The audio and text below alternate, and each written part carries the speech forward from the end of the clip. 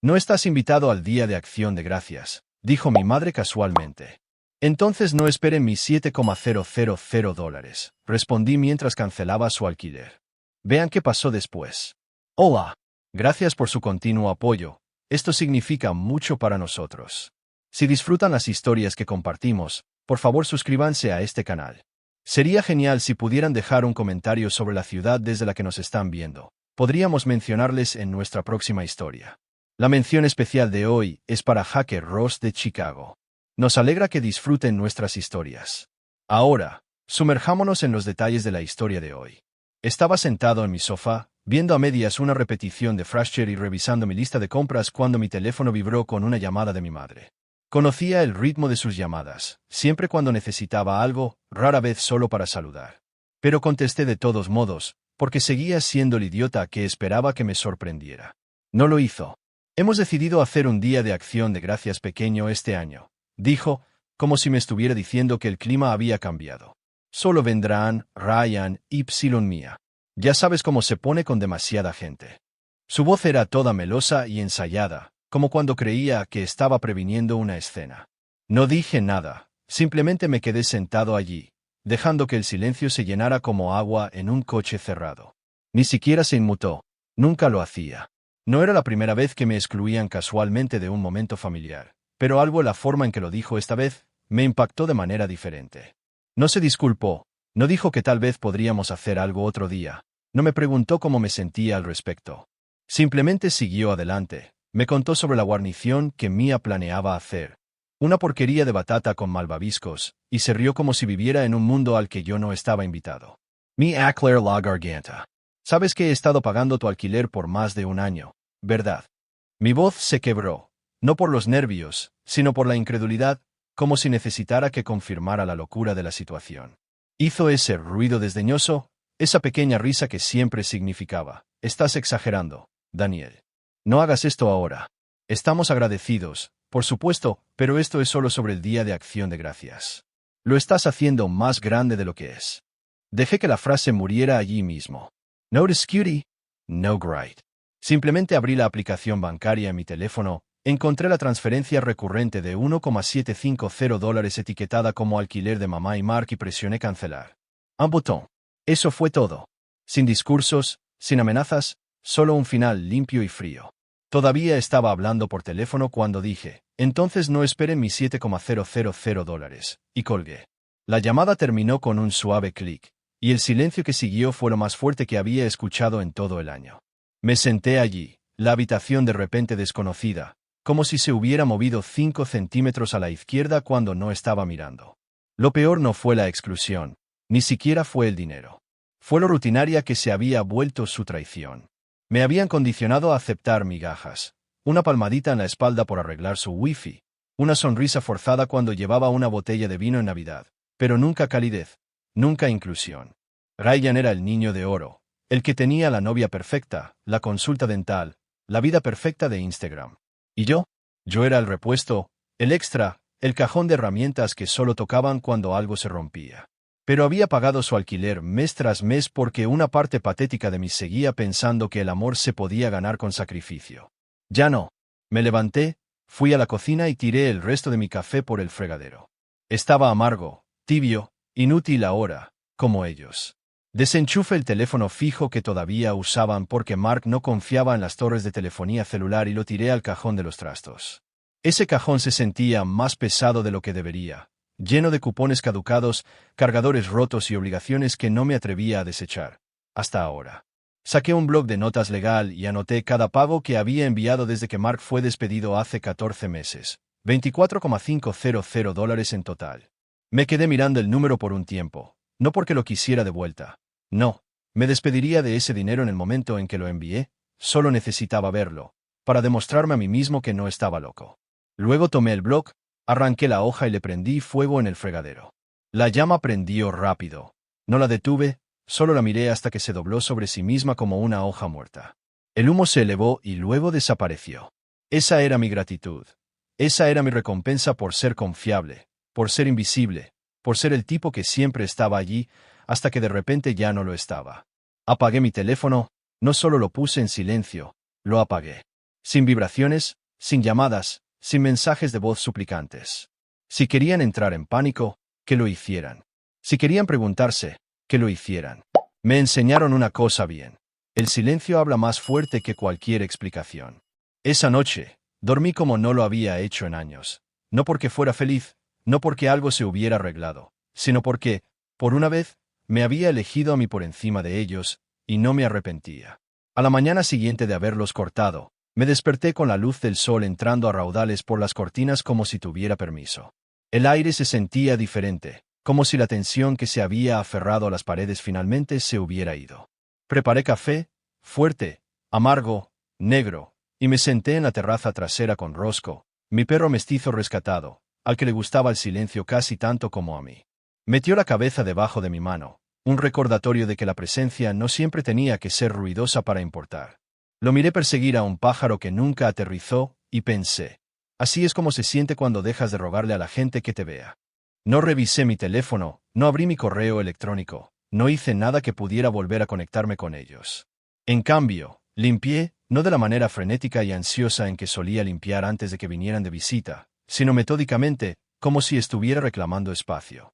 Froté la estufa, quité las fotos polvorientas del pasillo y empaqué todo lo que me recordaba a la obligación. Viejas tarjetas de cumpleaños con firmas apenas legibles, imanes de nevera de viajes a los que no me invitaron, decoraciones navideñas heredadas, todo en el ático, como un entierro. Desayuné en la mesa lentamente, sin portátil, sin teléfono, sin ruido de fondo. Hice huevos como me gustan, revueltos suaves, no gomosos como los que solía hacer mamá. Usé mantequilla de verdad. Me tomé mi tiempo. Cada bocado se sentía como una declaración. Ahora te toca importar. Por la tarde, eliminé todos los pagos automáticos que tenía a sus cuentas, su plan de celular, el Netflix que les dejaba usar, incluso la suscripción a Amazon Prime que técnicamente era mía pero funcionalmente suya. Estaba cortando los lazos, uno por uno. No fue dramático, fue quirúrgico, preciso. Había una calma que incluso a mí me ponía nervioso. Pasaron 3 días antes de que apareciera el primer mensaje de voz. La voz de Sharon, melosa de preocupación. Hola, cariño. Solo quería saludar. No he tenido noticias tuyas y el alquiler no se procesó este mes. Tal vez sea un fallo técnico. Una pausa. Llámame cuando puedas. Lo guardé, no porque planeara responder, sino porque quería el recordatorio de lo rápido que la preocupación se convertía en control. No me preguntaba cómo estaba yo. Estaba gestionando sus activos. Eso es todo lo que había sido, un activo. Mark no llamó. Nunca lo hacía. Probablemente ni siquiera lo sabía todavía. O si lo sabía, estaba hirviendo en silencio, esperando a que volviera arrastrándome con una disculpa y un cheque. Ese siempre era su juego. No decir nada, dejar que ella hablara, pero castigarte con su silencio hasta que te derrumbaras. Esta vez no. Bloqueé ambos números, dejé de seguir a Ryan. No anuncié nada, no publiqué mensajes crípticos ni mencioné sus nombres. Simplemente desaparecí de su ecosistema, como si nunca hubiera existido, como siempre me trataron. Pasé la siguiente semana construyendo una nueva rutina. Paseos con Roscoe por la mañana, estiramientos matutinos, cocinar comidas, escribir en un diario, pequeñas cosas, cosas humanas, del tipo que pierdes cuando pasas toda tu vida orbitando alrededor de personas que te hacen sentir como si la gravedad fuera un privilegio.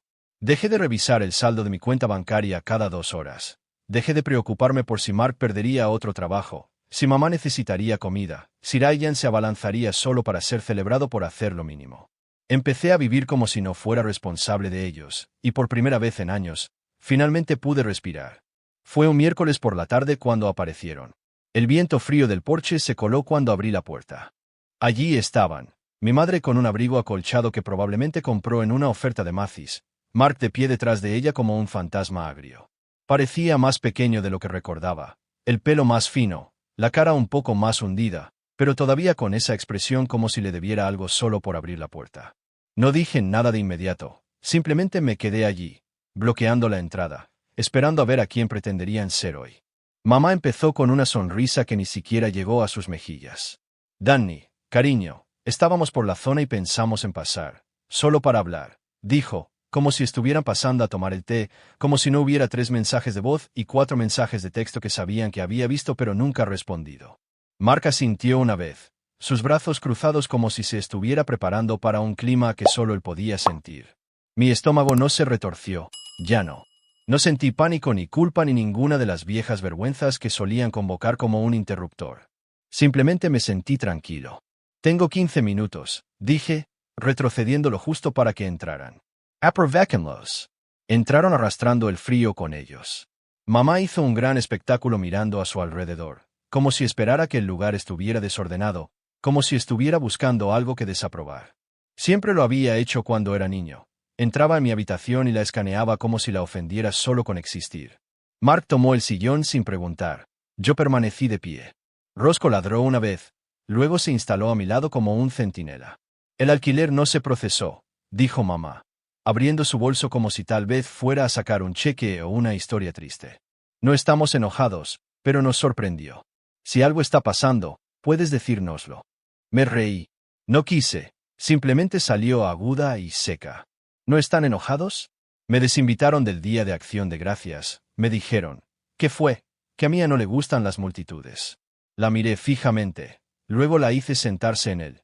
Y ahora están aquí porque el dinero se detuvo, no porque me extrañen, no porque estén preocupados, solo porque la cuenta bancaria se siente diferente.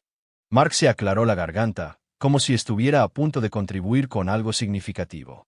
Está siendo un poco dramático, hijo. Y ahí estaba, hijo.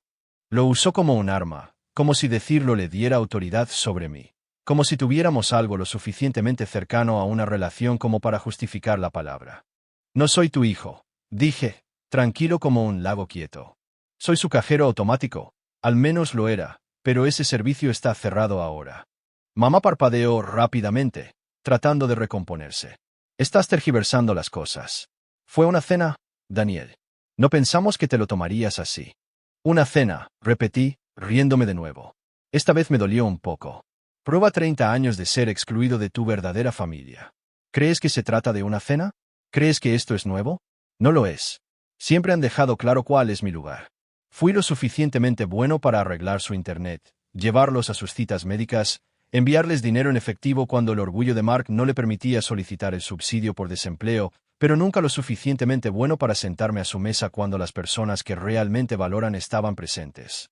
Mark se puso de pie, su cuerpo rígido por la ira, o tal vez solo por la edad. Debes cuidar tu tono. No, dije, dando un paso hacia él. Ustedes deben cuidar el suyo, porque por primera vez en mi vida, no les debo nada. Se hizo el silencio, del tipo que te envuelve la garganta y te aprieta. Roscoe gruñó en voz baja, y Mark retrocedió un paso. Estaba señalando al perro como si acabara de darse cuenta de que no era bienvenido. Mamá extendió la mano, flotando cerca de mi brazo, pero no me tocó.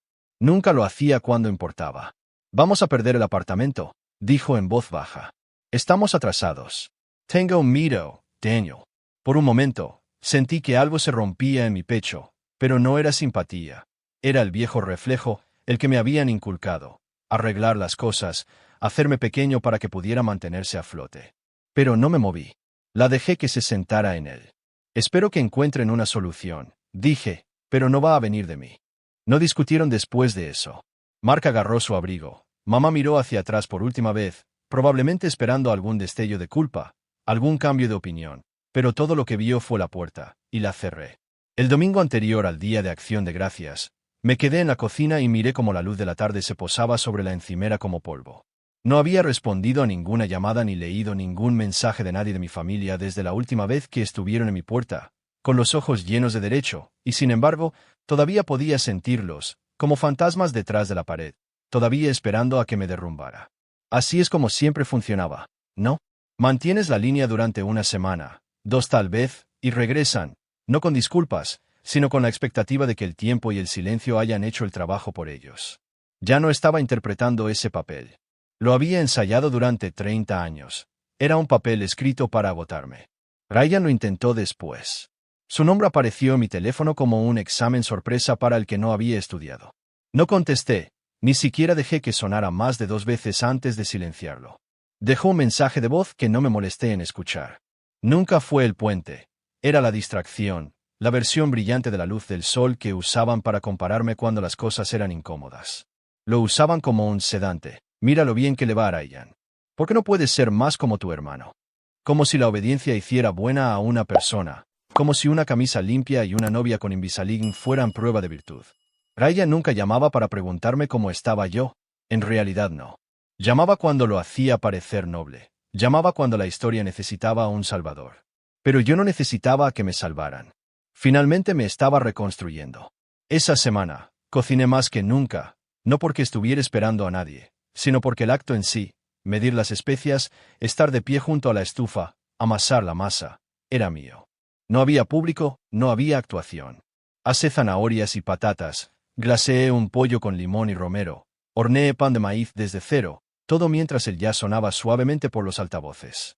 No estaba alimentando invitados. Me estaba alimentando a mí mismo, no por vanidad, sino por algo más suave, respeto tal vez.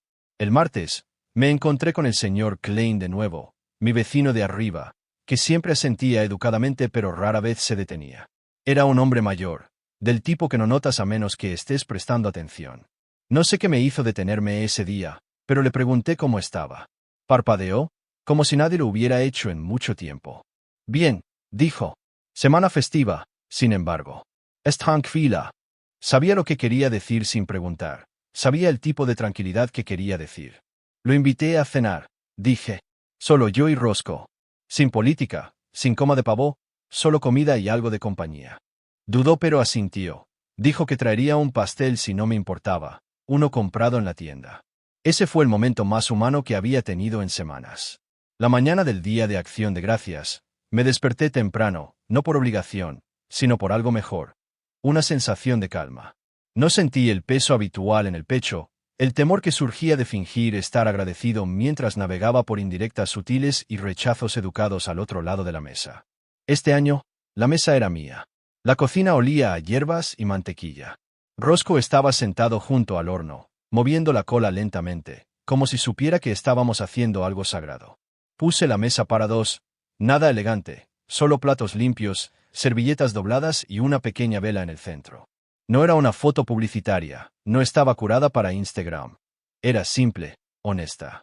El señor Klein llegó justo a tiempo, con un pastel de manzana envuelto en plástico en la mano y una sonrisa ligeramente torcida en la cara. Llevaba un suéter que todavía tenía las etiquetas puestas. Mi hija me lo envió por correo, dijo, medio disculpándose. Pensé que hoy era un buen día para usarlo. Comamos despacio. Me contó sobre su esposa, que había fallecido hacía 6 años. Su primer día de Acción de Gracias lo pasaron en un pequeño apartamento en Baltimore con nada más que pavó de charcutería y puré de patatas instantáneo. Pero se rieron, dijo, porque se tenían el uno al otro. Y ahora, años más tarde, aunque ella se había ido y sus hijos solo le enviaban tarjetas de regalo y mensajes escritos previamente, estaba agradecido por el recuerdo. Eso es lo que es la verdadera familia, me dijo. Las personas que se sientan contigo en silencio y dejan que signifique algo. Asentí, dejando que sus palabras se asentaran. No ofrecí las mías a cambio, no lo necesitaba. No hablamos de política, ni de alquiler, ni de quién le iba mejor a quién.